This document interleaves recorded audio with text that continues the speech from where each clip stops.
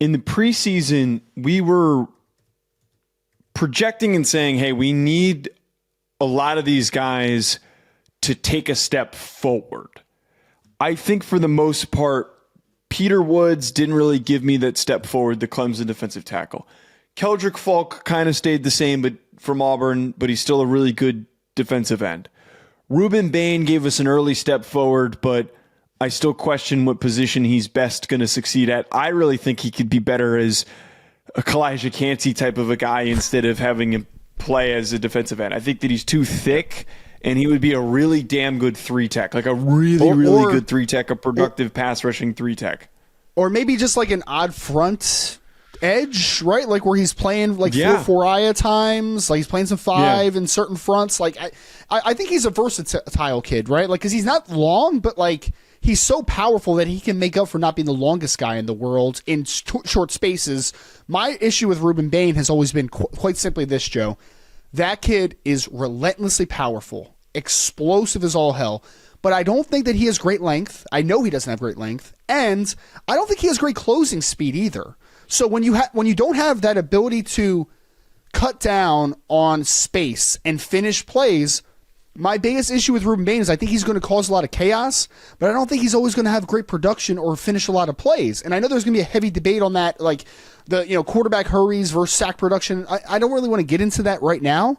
My issue though with Rueben Bain is I don't want to draft a kid in the top 5 that I'm worried if they're going to consistently finish plays. Like that's not the guy I want. I want guys that create havoc and finish plays. Like I need both in this reality, but it's a wild card group if I've ever seen a wild card group because we should prepare ourselves. And I'm saying this in December. Prepare yourself for this.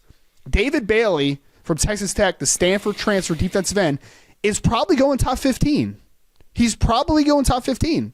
Just prepare yourself there. Peter Woods. So yeah. Wait, I want to hold on one second. So I wanted to when you jumped in on Bain, I wanted to say this about Bailey. I think that out of any of the guys that we were looking for in getting the massive step forward, it was the guy that we were least expecting.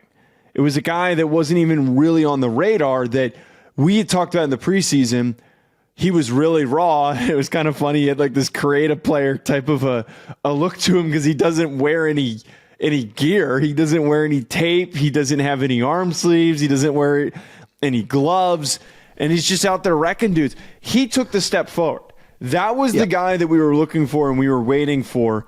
And what you were just saying, I think Bailey has solidified and established himself as the guy who's going to be that first edge off the board, that first defensive lineman off the board. He's the one who made the leap necessary in order for himself to project to go that high. And I think that we need to start really having that discussion because everyone else has a lot more question marks, I think, than Bailey does. Well, it's interesting because the guys that we knew about, right? People were always higher than me on Rueben Bain, but like Rueben Bain is ascended this year. He's been much better in 2025 than he was in 2024, for instance. But he has question marks, right? Because of that finishing ability. Keldric Faulk is a freak show, man. 6'6", 280, moving like that. But he had a really down year from a just backfield production perspective. It's still not bad film, but like he just doesn't finish enough for X, Y, and Z reason. Part of it's bad coaching, part of it's a bad scheme, but all part of it is like, hey, Keldric, like you need to finish more plays, man. And then Peter Woods was invisible a lot this year at Clemson because they were a bad football team. So the guys that we thought were going to ascend did not, or at least stay the same, did not. The problem with the guys that did ascend, though, David Bailey, I'm okay with being drafted high. Why, Joe? Because scouts estimate, and we don't have an official on him yet, but they estimate him to have between 34 and 35-inch arms. So, like, he's long and he's explosive, right? Like, he's long and he's explosive. I'm there with David Bailey. He's never going to be a great run defender, but in the world of pass rushing, I'm cool. The issue, though, after that is the guys that did ascend, and Caleb Banks is another guy that didn't have a chance to ascend because he's been banged up all year for Florida for the most part, right? Other guys that did ascend have major question marks. Major. Cassius Howell out of Texas A&M has 30.5-inch arms. Is he going to be a guy that you're willing to take high in the first round with 30.5-inch arms and a pure outlier? We also can talk about guys like Romello Heights, who is also at Texas Tech, who's the teammate of David Bailey, another guy that is probably in the 230s as an outside pass rusher. Some of the guys that took a step forward are not the toolsy guys that we usually see take that step on a year-to-year basis.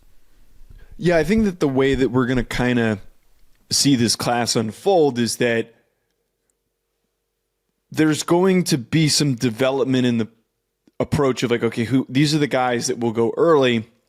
And I think that the rest, you mentioned a couple of examples with Cassius Howe, who I really like, but he's not super big.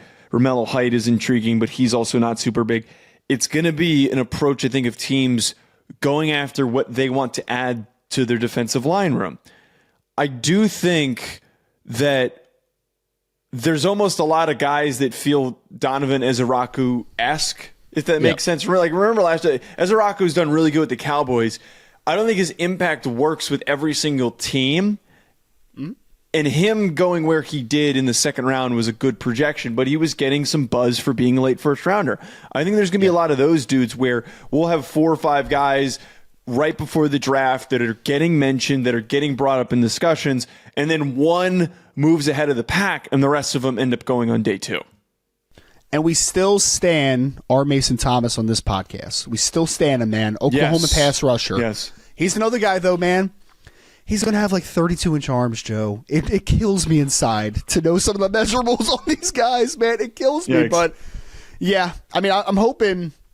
Look, Keldric Faulk's going to go top 10. And he might go top 5 because he's still a freaky dude. Rueben Bain's going to go top 10 because of the ascension he made this year. Peter Woods will probably still go top 15-ish because of the talent that he has.